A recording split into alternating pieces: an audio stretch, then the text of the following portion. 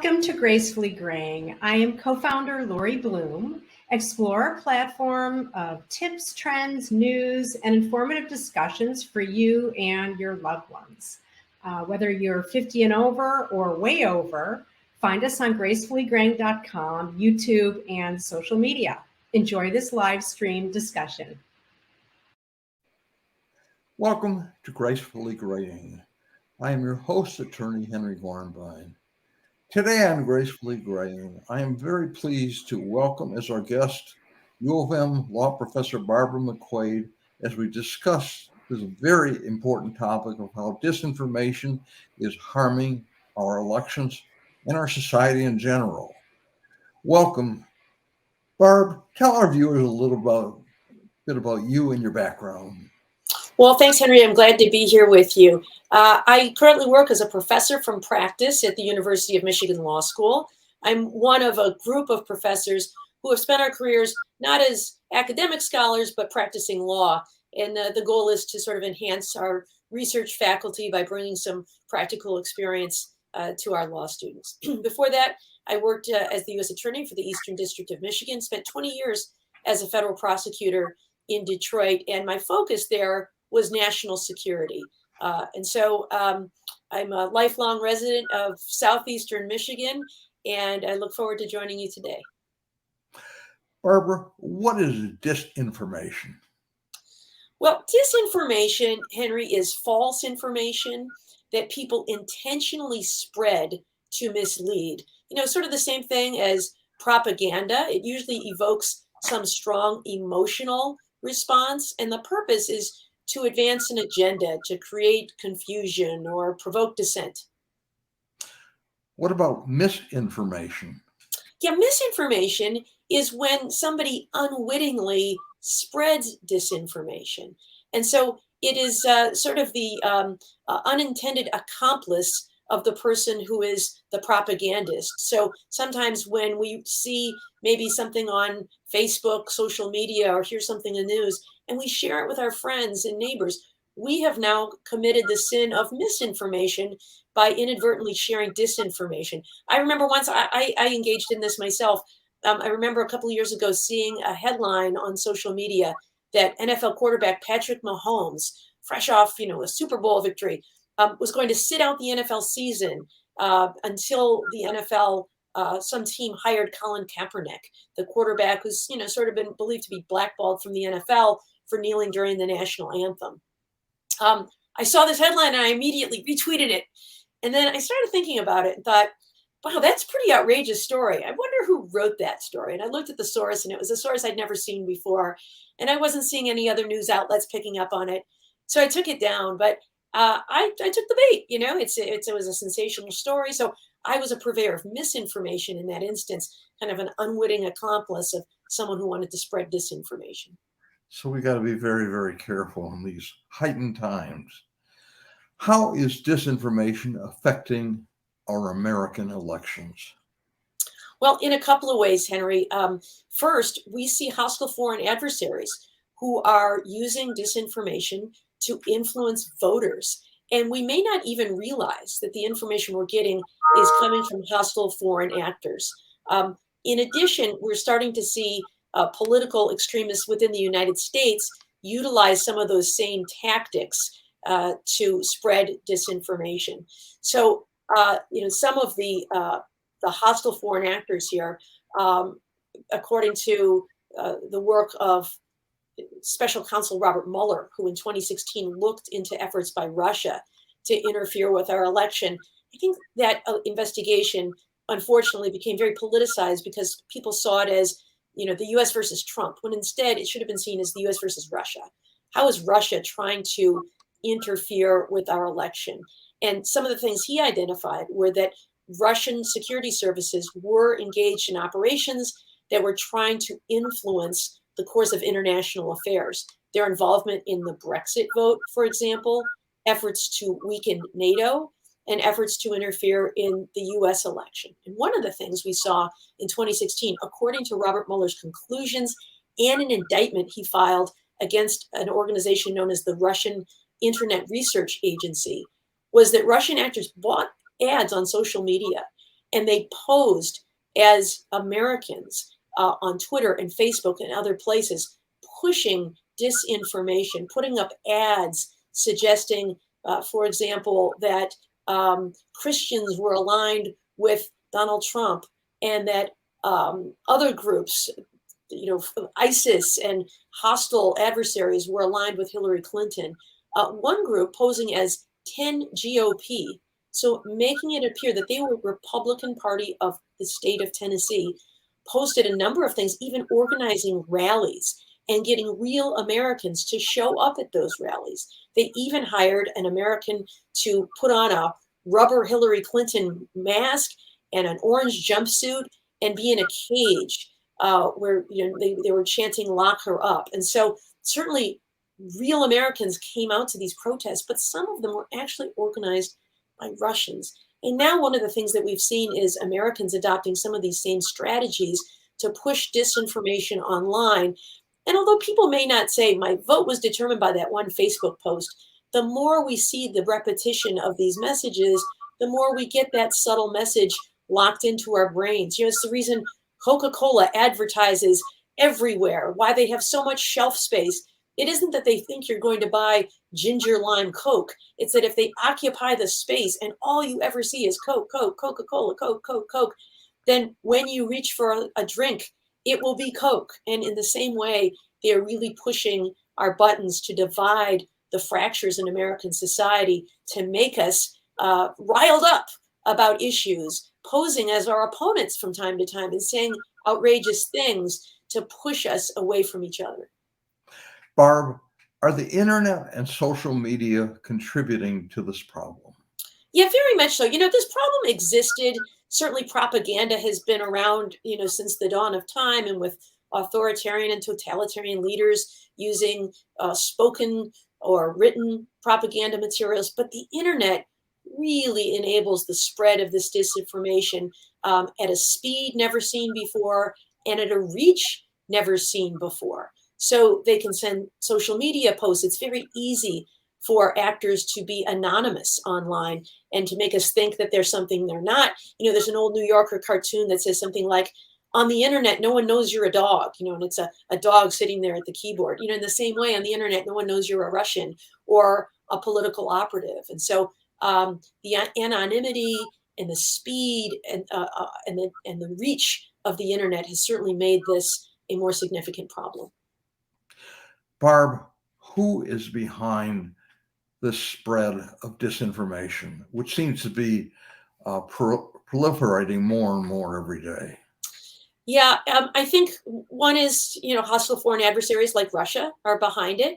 But I think that American political operatives have now taken a play out of the playbook. We've seen, for example, Alex Jones. He's been on trial recently for spreading the false information that the Sandy Hook attack of 2012, the shooting that killed first graders in an elementary school, was a hoax designed by the federal government to take your guns, to turn the country against guns so that they could take them away.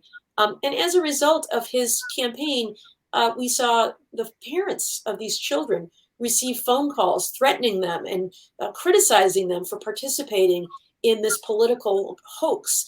A terrible thing. They've sued him for defamation, and so far they've been successful. But he's made a lot of money off of his InfoWars website, something like $64 million last year through the ads that he pushes on there. So although these ideas may have started with hostile foreign adversaries, there are American opportunists who are taking advantage of it, either for to collect dollars or to advance a political agenda. So all kinds of actors are out there trying to gain some sort of agenda through the spread of disinformation.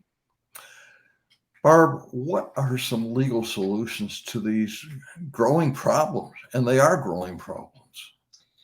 Yeah, I think there are some ways that we can do this. One are legal solutions. I think enforcing the law, charging groups like the Internet Research Agency for conspiracy to defraud the United States. That's certainly one way. We've got the whole Stop the Steal movement that Donald Trump participated in. We see the January 6th committee right now undertaking that investigation and the Justice Department undertaking that investigation. And I think holding accountable everyone who was responsible with undermining public confidence in the outcome of the 2020 election is a really important step. And then civil suits for defamation are really important. The ones that we're seeing against Alex Jones, for example. We could even change the law, regulating social media to require more transparency. You must use your real name, for example, to prohibit political content, to require disclosure of who's paying for ads on social media, to have content moderators who either remove false content or at least flag it so that the rest of us can see it. Of course, there's some risks to regulating social media. The lack of regulation is what has allowed America to be so advanced on technology, and there's some worry that regulation could chill some of the innovation. But I think that it's operated in a wide open space long enough where we can see the problems, and I think changing the law to protect transparency would be an important step. Are you aware of any legislation that's being posed for these issues? Yeah, there has been some effort in Congress and even in the states relating to the regulation of social media. The tricky part, of course, is complying with our own First Amendment. We have free speech rights and the ability to say and not say certain things. And so the devil is in the details. I also think there's some concerns that sometimes the technology moves faster than the law. If you watch some of the lawmakers question some of these social media CEOs, you'll see after the first couple of questions, their eyes start to glaze over because sometimes it's difficult to understand the technology. But I think there are certain ways you can do things. After we had this whistleblower come out of Facebook who said that the devil is not in the contents, it's in the algorithms that push people to hateful content. So I think that some of those efforts is where we can have some real change without attacking First Amendment protected content. Barb, what about policy solutions? I think there are a few policy solutions. One is to support local journalism, I think is one way we can really help reduce disinformation. At the national level, I think we've got some pretty robust reporting. But what we're seeing is, in the consolidation of all kinds of business entities, we're losing our local journalism. So, the Oakland Press, MLive, the Ann Arbor News, where I live, are really important sources. But, in an era where we see more clicks on stories about dogs or the weather or celebrities, we need to get back to things like what's going on in our local government, what's going on in our school boards, what's going on in our library boards. That's really important, and it requires local journalism. So, I encourage people to support local journalism. Sometimes you have to pay to get behind a paywall to do it. We're used to getting our news for free, and I think those days are over. I think the other thing that we can do is to encourage public education on news literacy. So teaching kids in schools about the difference between, fake news and credible news sources. Even news literacy for adults, I think, can be really important. And so that's why programs like this one are really good. Barb, what can our audience do to identify disinformation in general? Yeah, so here's where I think we can provide some of that public education, Henry, that I was just talking about, the need for public education everywhere. So here's a little bit right now. Spotting, fake news, one way is we got to get out of our information bubbles. I think all of us find comfort, whether we like to watch Fox News or MSNBC. We need to see kind of what the other side is talking about. So, I'm on Twitter and I follow lots of people who share my political worldview, but I also try to follow the worldview of other people who might be seeing the world through a slightly different perspective. Because if all you ever hear are your own news sources, you can miss things that they're just omitting to report, things that are going on out in the news. So for following a variety of news sources, I think is very important. I also think that when you see a news story that seems sort of sensational, you should, number one, read the story, not just the headline, because sometimes the headline is designed to maximize clicks and does not necessarily reflect the content of the news story. And also, if you see something that is kind of sensational, maybe checking to verify if other news sources are publishing that. My own experience with the Colin Kaepernick and Patrick Mahomes story, checking to see whether other kind of credible news agencies had that same sensational story. The fact that they didn't helped me to recognize that maybe it wasn't accurate. Barb, what can our audience do to identify disinformation online? Yeah, this is where a lot of it is really spreading. And so I think one of the ways we can do this is looking for social media accounts to see if the profile of the user has some of the hallmarks of the lack of authenticity. So one, are they using a stock photo? And sometimes you can just look at the photo and see lines right across it, property of Getty Images. So a stock photo is a sure tip off that maybe this isn't a real person. Their bio may not be, a mom of four, a wife and professor, the way mine is, or yours might be, but it just say something like patriot or gun owner. They have no or very few followers. That might be a sign. They might have a huge number of posts. So someone who's, been on since last week, but they've posted 17 million posts, that could be a sign that they're really just a bot, generating these things through artificial intelligence. They're posting the same thing again and again and again in duplicate. Most of us don't post things more than once. Or here's a real tell. They have exactly 2001 followers on Twitter.